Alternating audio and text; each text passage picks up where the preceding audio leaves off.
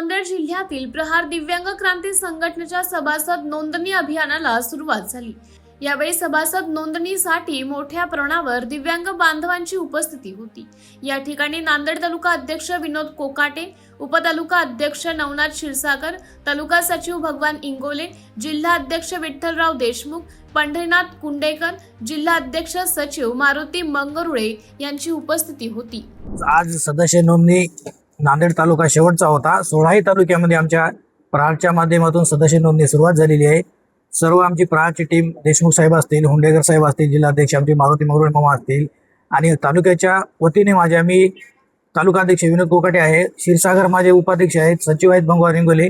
आणि या नांदेड तालुक्यामध्ये या सदस्य नोंदणीपासून एकही असा वंचित राहणार नाही दिव्यांग बांधव। आणि काही ग्रामपंचायतात विचारल्यानंतर जे निधी वाटप झालाय आणि काही जे राहिलाय ते इलेक्शनचे काम असल्यामुळे बीडीओ साहेबांना सांगितले मला हे निश्चित म्हणजे मी पूर्ण पत्र काढतो आणि यानंतरला जे काही कोणावरही समजा कामाविषयी राहिले असतील दिव्यांग बांधव तर घर पोहोच त्यांची पूर्ण सेवा केली जाईल। नांदेड तालुक्यात 73 गाव आहेत, 73 गावामध्ये जाऊन स्वतः मी उभं टाकून काम करून देईल।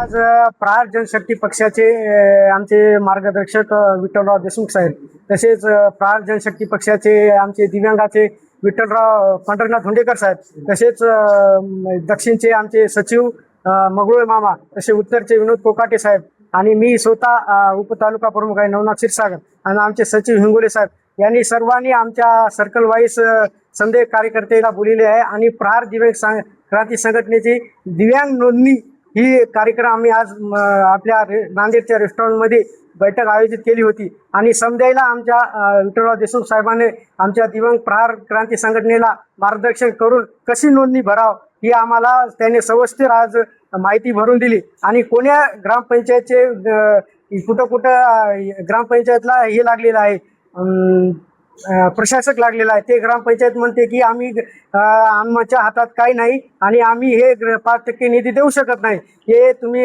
बीडीओ साहेबापाशी जाऊन बोला। तर आम्ही एका दिवशी उत्तरचे दक्षिण कोकाटे साहेब आम्ही जाऊन बोलल्या तर त्याने आम्ही एका दिवशी बैठक लावून आम्हाला सविस्तर याची माहिती देतो म्हणून सांगितले आहे।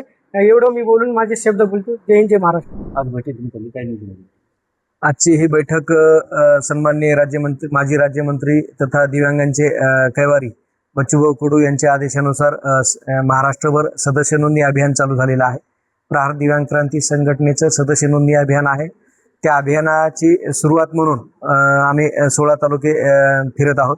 या 16 तालुक्यामध्ये गावखेड्यातील कानाकोपऱ्यातील दिव्यांग वंचित राहता कामा नये।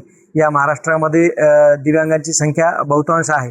या दिव्यांग बांधवांची ताकद एवढी आहे की कुठलेही सरकार पाडू शकतात आणि कुठलेही सरकार आणू शकतात। फक्त यांना एकत्र करणारा माणूस या महाराष्ट्रामध्ये जन्माला आले आहे म्हणजे ते बच्चूभाऊ कडू आहेत। आणि त्यांच्या माध्यमातून आम्ही सगळेजण या नांदेड जिल्ह्यामध्ये सगळीच आमची टीम आहे। जिल्हाध्यक्ष पंढरीनाथ हुंडेकर असतील, मंगरुळे साहेब असतील, आमचे कोकाटे असतील, क्षीरसागर असेल, इंगोले असेल, हे सगळी टीम जे काय आहे ती कामाला लागलेली आहे।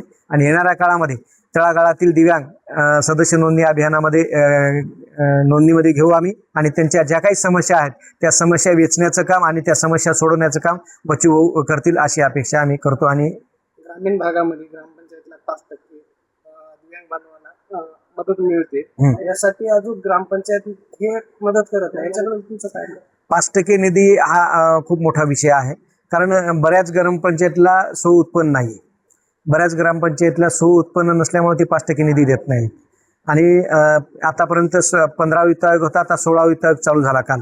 15वा वित्त आयोगामध्ये ग्रामसेवकांनी तरतूद केलेली नाही। विकास आराखड्यामध्ये जे मार्चमध्ये विकास आराखडा तयार होतो त्या विकास आराखड्यामध्ये दिव्यांगाचा 5% निधी घेणं अपेक्षित होतं, पण कुठल्याही ग्रामसेवकांनी तो 5% निधी घेतलेला नाही, आरक्षित केलेला नाही।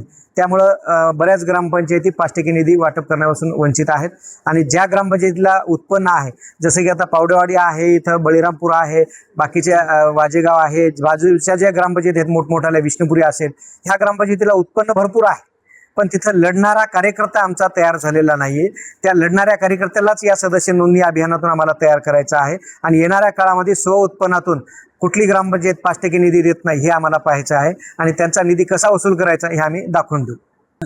आज रोजी नांदेड रेस्ट हाऊस येथे प्रहार दिव्यांग संघटनेच्या वतीने दिव्यांग नोंदणी अभियान महाअभियान चालू केलेलं आहे आणि त्या त्या निमित्ताने आम्ही इथं सर्व कार्यकर्त्यांना बोलवलेले आहे आणि सर्व कार्यकर्त्यांची बैठक घेऊन त्यांना काय करायचं आहे पुढे त्यांना समजून सांगण्यात आलेलं आहे.